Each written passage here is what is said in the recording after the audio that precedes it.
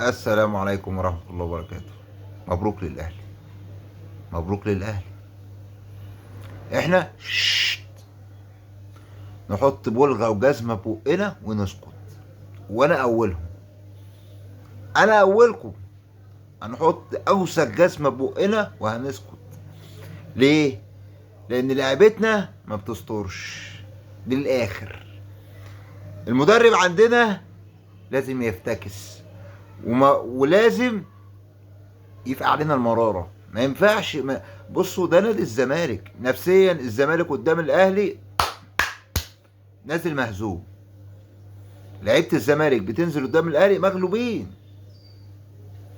يعني تخيلوا، احنا خدنا بيراميدز رايح جاي، وبيراميدز خدت الاهلي رايح جاي، والاهلي خدنا رايح جاي، واحنا اول الدوري. ده ايه ده؟ ايه ده بجد؟ ايه ده يا كابتن معتمد؟ يعني انت، يعني انا مش عارف اقول لك ايه. اول حاجه، فتوح وعبد الله السعيد الاتنين في وسط الملعب قدام الاهلي، حتى لو الاهلي مش كويس. دي اكبر جريمه انت عملتها النهارده. تاني حاجه، ليه بزيرة ناحيه الشمال؟ ده اول ربع ساعه قبل الهدف يعني. ليه بزيرة ناحيه الشمال وعدي الدباغ ناحيه اليمين؟ ليه؟ ليه؟ نيجي بقى للمدافعين الحلوين بتوعنا. انتوا بتنيلوا ايه؟ بتنيلوا ايه؟ الاهلي اول ربع ساعه نازل مستسلم، نازل مستسلم. معلم ناصر منسي جات له واحده، بدل ما يتقل على الكوره ويرفع وشه ويبص يشوف الافضل يلعبها له او يشوطها صح، لا، الكوره جايه له من قبل خلاص. خد بقى ان هو جاب واحده في المصري وربنا كرمه بيها، خلاص دي هتيجي معاه على طول. ضيعها. حسام عبد المجيد، يعني انت تسببت في جون الاولاني.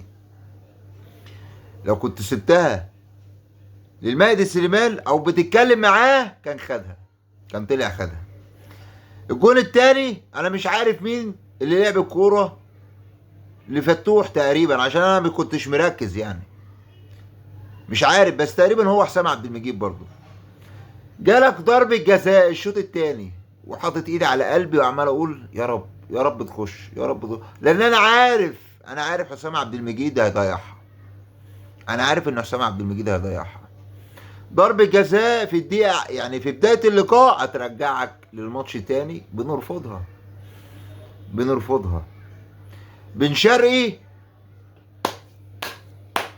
اللي ملهوش 30 ألف بلازمة في الأهلي دلوقتي بيرجع على حسنا، وبدل الهدف اتنين. حسين الشحات اللي هو مرمي دكة بيرجع على حسنا وبيجيب هدف. احنا بقينا ابو ثلاثة دلوقتي. كنا عمالين نقول الاهلي ابو ثلاثة، لا ده احنا اللي بقينا ابو ثلاثة وابو ثلاثة كمان كمان كمان. وكويس ان هي خلصت ثلاثة بس. يا لعيبة الزمالك، قسما بالله انتوا نازلين الماتش مغلوبين قبل ما تلعبوا. انتوا نازلين وعندكم غرور وعندكم ثقة ان انتوا هتكسبوا، مع ان الكرة مش كده. اي نعم، احنا كنا بنحفزكم وبنقول لكم شد حيلكم والاهلي واقع والاهلي هتغلبوه، بس مش بالشكل ده. تخيلوا الزمالك ما دخلش فيه تقريبا غير 14 جون في الموسم كله، النهارده دخل فينا ثلاثة. نتريق على الاهلي ابو ثلاثة بينا زيه. اي حد من الجمهور قال لكم اي حاجه بدون تجاوز اقبلوها. اي حد يخش يعني يقلش عليا بدون تجاوز عادي، هزيط معاه وعلى فرقتي عادي، مفيش مشكله، بس بدون تجاوز، بدون شتيمه يعني، عشان انتوا عارفين اللي بيشتم بشتمه على طول. احنا ما نستحقش. ولو الدوري ضاع، ولو الدوري ضاع، انا مش عارف اقول لكم ايه. والله ما عارف اقول لكم ايه. لو الدوري ضاع قسما بالله، تخيلوا ان الاهلي عنده امل دلوقتي كمان، وعنده امل يعني مش يعني بنسبة 30%. ان الزمالك وبيراميدز الماتشين الجايين يتغلبوا هو يكسب ياخد الدوري؟ شفتوا اللعبكه اللي انتوا عملتوها يا لعيبه الزمالك؟ شفتوا اللعبكه اللي انتوا عملتوها؟ بدل ما النهارده كنا نحتفل ان احنا خلاص يا خدنا الدوري يا فاضل لنا بونت مثلا وناخد الدوري، لا، ازاي؟ لازم نلقط لجمهور الزمالك، لازم نشل جمهور الزمالك. ادي لعيبه الزمالك ما بتسترش، ما بتكملش للاخر. كابتن معتمد جمال لازم يخرف، عبد الله السعيد لازم يبقى في التشكيل، فتوح لازم يبقى في التشكيل. طب واحد بس، واحد من الاثنين، ونزل واحد يدافع مع شحاته بدل ما هي شوارع، ولا بدل ما هي شوارع محدش بيقطع، محدش بيقطع الكوره. ضيعتوا الماتش وارتحتوا، وبدل الواحد 3. بيراميدز لو خدت الدوري تستحقها، احنا لا. اللي بيحصل للاخر ده احنا لا.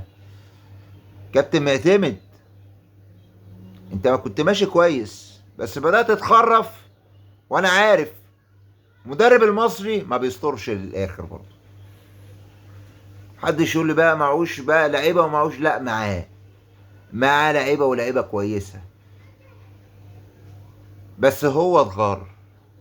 كابتن معتمد اتغر وخلى لعيبه الزمالك اتغرت في نفسها، ودي النتيجه اللي احنا شفناها النهارده. هزيمه بالثلاثه وبكثره نفس الجمهور تحيه لجمهور الزمالك النهارده في المدرجات اللي قاعد يشجع حتى بعد الهزيمه، وتحيه كبيره لجمهور الاهلي اللي هو صدق فرقته اللي لسه مغلوبه 3 وجه بالاعداد دي كلها عشان يقول انا هكسب الزمالك برضه. منكم لله.